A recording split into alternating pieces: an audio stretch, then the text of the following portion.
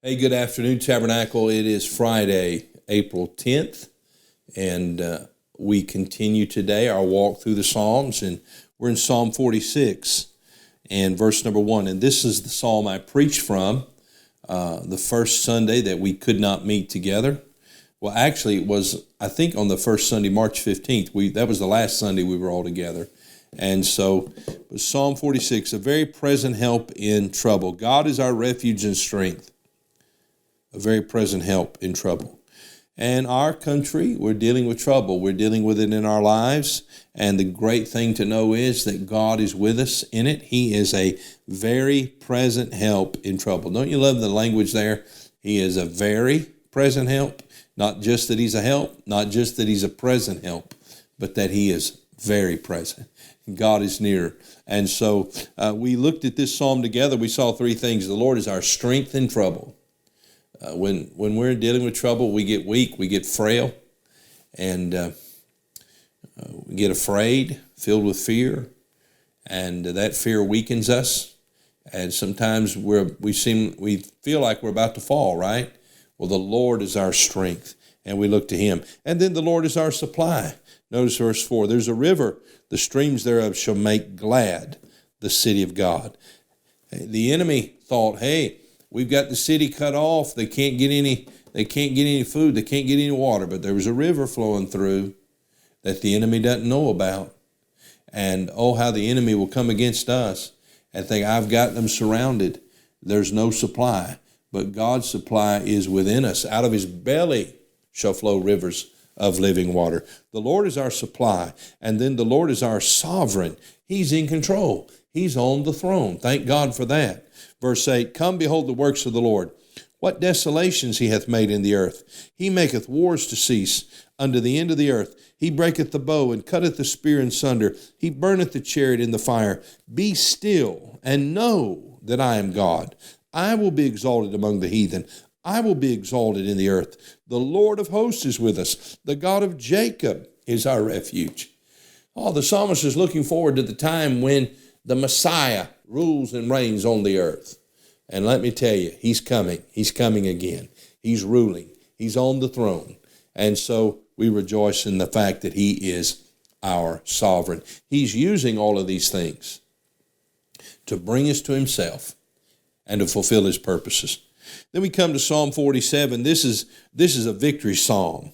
This is a song of victory. We like to sing, oh, victory in Jesus. Well, here's a great psalm of victory. Notice Psalm 47, verse 1. Oh, clap your hands, all ye people. Shout unto God with a voice of triumph, with a voice of victory. When your team wins, do you get a little excited? Do you sing out your team song? Well, listen, our God is victorious. And we have won the victory through Him. And may God help us to keep that song of victory in our mouths. Sometimes we get a song of complaint and a song of murmuring, and we lament all of our troubles, and I don't know how I'm going to make it, and I don't know how I'm going to get through this. Look, we have the promises of God. We are victors, more than conquerors, through Christ, through Him that loved us. So, look at verse 6. Psalm 47, sing praises to God. Sing praises unto our God. Sing praises. For God is the King of all the earth. Sing ye praises with understanding. God reigneth over the heathen.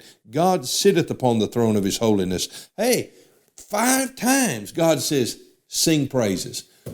Look, you may be like me. You may not have the gift of song, but you can get in your car, or you can go somewhere where nobody can hear you, but you can sing praises to God. Sometimes when we're down in the mully grubs, we just need to learn to sing praises unto God. The voice of triumph. Then we come to Psalm 48. And notice, if you would, in verse number 14, for this God is our God forever and ever. He will be our guide even unto death. Notice in verse 1, great is the Lord. When I was a kid years ago, we went to Sand Mountain Bible Camp. We learned to sing this psalm. Great is the Lord and greatly to be praised, in the city of our God, in the mountain of his holiness. Beautiful for situation, the joy of the whole earth, is Mount Zion on the sides of the north, the city of the great King. Oh, listen, we have a wonderful God, and God is preparing a city for us, and we're going to be with him forever. The Lord said, I go to prepare a place for you, and if I go and prepare a place for you, I will come again and receive you unto myself, that where I am, there you may be also. Think about that. Jesus is preparing a place for us. Now that's going to be a wonderful place, a place that he has prepared. Then we come to Psalm 49. And notice in verse 1, the psalmist begins this way. Hear this, all ye people. Give ear, all ye inhabitants of the world. Sometimes I'll say this when I'm speaking to a group of our students and trying to get their attention. I'll say, listen up, listen up. The psalmist here is saying, listen up. Hear this, all ye people. Give ear, all ye inhabitants of the world, both low and high, rich and poor together. My soul shall speak of wisdom, and the meditation of my heart shall be of understanding. I will incline my ear to a parable. I will open my dark sayings upon the harp. Wherefore should I fear in the days of evil, when the iniquity of my heels shall compass me about? They that trust in their wealth and boast themselves in the multitude of their riches, none of them can by any means redeem his brother, nor give to God a ransom for him. Now in this psalm, David is warning those who are trusting in their wealth. He's warning them that just like the poor, they are going to face death. And at the time of death, your wealth won't matter. So let me ask you a question. What are you living for today? What really matters? Well, the most important thing that matters is the condition of your soul. Jesus said, what shall it profit a man if he gain the whole world and lose his own soul? Now, if you want the world to the neglect of your soul, if you worship the things of this world and reject Christ, then just like everybody else who does that, your money won't help you. When you die, you will go to an awful place prepared not by the Lord for us, but a place prepared for the devil and his angels, a place called hell. So may God help us to learn not to trust in the material things of this world. And Psalm 50 is a psalm of judgment. And again, the psalmist here is pointing out to people who reject God that there is a time of judgment coming.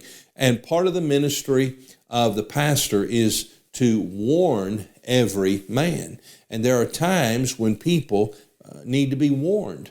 If they continue without God, they're going to meet him one day. And the Bible says it is appointed unto man once to die, and after this the judgment.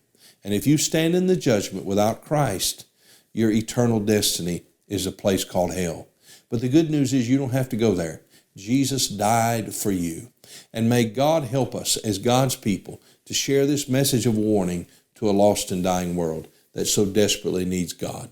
Well, we continue tomorrow. I won't be producing a devotional video tomorrow, but we'll continue tomorrow reading through our Psalms and on the Lord's Day.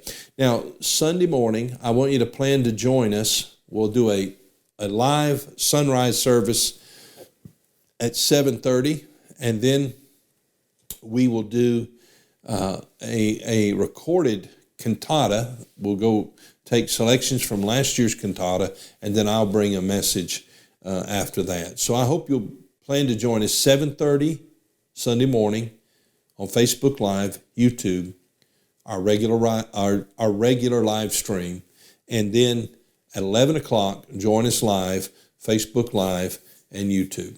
May God bless you.